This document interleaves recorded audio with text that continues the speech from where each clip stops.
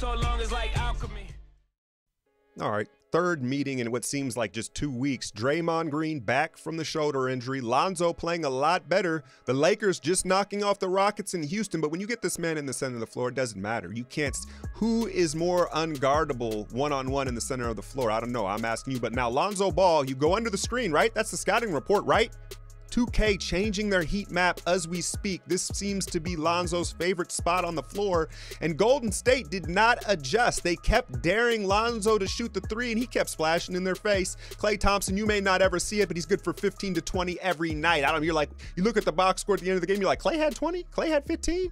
He gets them quietly, though. Lonzo off the dribble, and it's the rookie Jordan Bell. Watch him get away with the LeBron step, that extra Euro. And then he thinks about it. Wait a minute, did I just do that? Is that 1, 2, 3? Yeah, that's 3 steps. Jordan Bell's first 2010 game of his career, coming when Golden State needed it. But look at the gravity KD produces. This is where the majority of the young Oregon Ducks points came from, off Kevin Durant's gravity backdoor cuts. Third quarter, KGB. Kuzma gets buckets. That's all he does, man. And he is so smooth and fluid. Now, Golden State got very lackadaisical, a bunch of turnovers. Look at the lob to Lonzo, finishes on the left side. And you ask yourself, how is Golden State on a 10-game winning streak without the chef? It's the defense, led by this man, Kevin Durant, off his butt into the air for the block. They only credited him with 4 on the game. The dude had more like 6 or 7. Come on with the stat scores. But more Kuzma, the first Laker rookie since Jerry West with 3 consecutive games of 25 points. Look at this finish.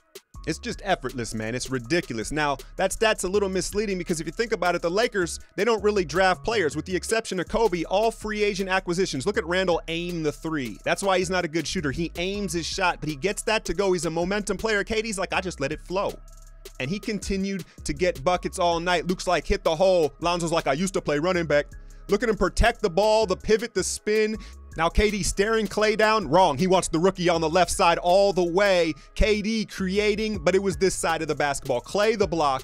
Now watch the presence of Bell, Draymond, and Kevin Durant around the rim.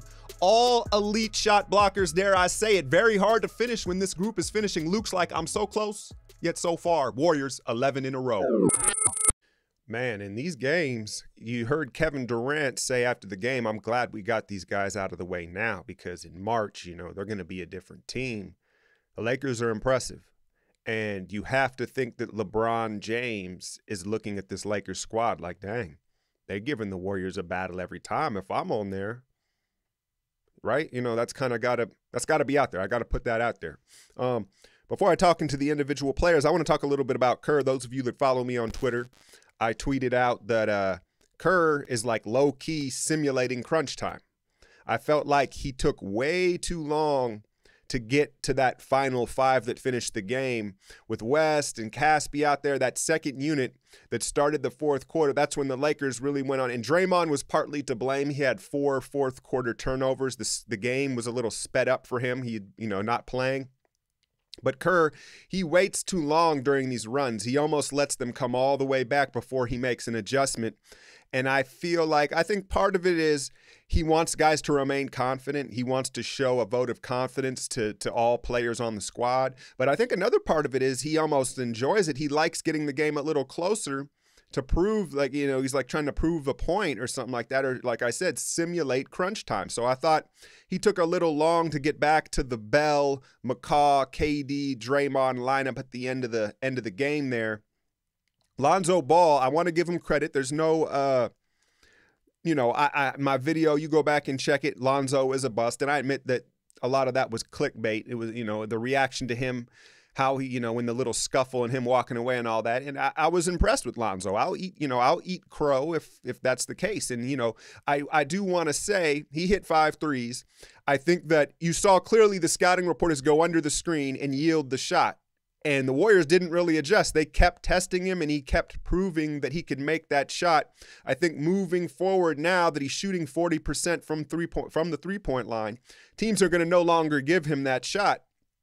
And so I don't know if this will continue. I don't think he's going to get as many open looks as he's been getting in December, right? Because he's adjusted, and now teams are going to start adjusting to him. Now, that said, he is very long, and he's got a good burst, a good first step. So now that guys are going to have to respect the shot, I think it will enable him to get into the paint. You saw some of those jump stops and some unique type finishes around the rim, 24 points. So I was impressed with him. Kuzma's a straight bucket getter. I said this in my Patreon video. He kind of reminds me, I was racking my brain, he kind of reminds me of Tracy McGrady. Now, hear me out. I know he's not the ball handler. He's not. McGrady had way more tools in the toolbox. But as far as just scoring, like it's everything is so easy and so smooth and just like finesse. He kind of reminds me of McGrady. McGrady was a better athlete and he was a better ball handler. I'm not saying he is Tracy McGrady. I'm just saying with the ease that he gets his baskets and kind of the confident kind of like at my own speed type of thing he does, it reminds me of T-Mac. Jordan Bell, his first double-double, I believe. Oh, is that his first double? It's his first 20 and 10 game. He's had a double-double, I believe. But his first 20 and 10 game, all of them were dunks and layups at the rim. He had like 6 or 7 offensive rebounds, and the dude just has swag. It's real clear now that he is going to start finishing games, regardless of who's healthy on this roster. When we're playing more athletic teams that want to go small, which is what, like 3/4 of the league now, Bell, he's just got to be out there, man, and he's able to finish, and he's just getting better and better. Now, there was an incident at the end of the game where he ran down the floor. There's like, we're killing clock. The game's over, and he wanted to catch a pass and dunk it, and Luke Walton tried to check him, right? Luke was like, hey, what are you doing? And tried to like step to his face. And I think he was going to intimidate the rookie. And Bell like got up to Luke and was like, what you mean? What are you talking about? And then Luke kind of eased up. You saw Bogut in the background ready to throw some Aussie bows. But Bell, so there's no doubt he's cocky and he's confident. He's maybe a little overconfident. But I like it. In this environment, I think it's fine. If you put him on like the Bulls or something, it may get out of hand. It may be problematic. But with all the leadership and in this culture the Warriors have created, I think it's just fine. And I think he's going to continue to beast, man, as a versatile defender. The jump shot may never come. My eye's itching here. But so there's Denver. Denver is tonight at the back end of a back-to-back. Now, KD, he came down. I couldn't find the play, but his heel was aggravated. His left heel was aggravated. They checked him. The trainer checked him, and he continued to play 33 points. I mean, they marked him down for 4 blocks. He had more than that, man. He gets a lot of fingertips on balls as well. Pause. And was that a pause moment? I don't know. I'm just backing myself up here. But anyway, so he is, and they mentioned it during the telecast, I truly believe he is entering the Defensive Player of the Year consideration. Kawhi, how many games is he going to play?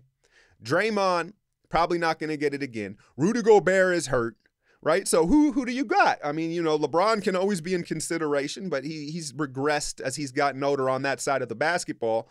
So I think he truly needs to be considered for that. The team has really taken on I won't say taken on his identity, followed his lead defensively. And that's why they are now all of a sudden are the best defensive rated team in the league, stealing that title from the Celtics with their early run. But that said, I talked about the heel. Now, if that's a sore Achilles, I haven't checked on this. You have to be very cautious. That goes without saying with the sore Achilles tendon. So I wouldn't be surprised if he was scratched from the lineup. He took a lot of falls. It was a physical game last night.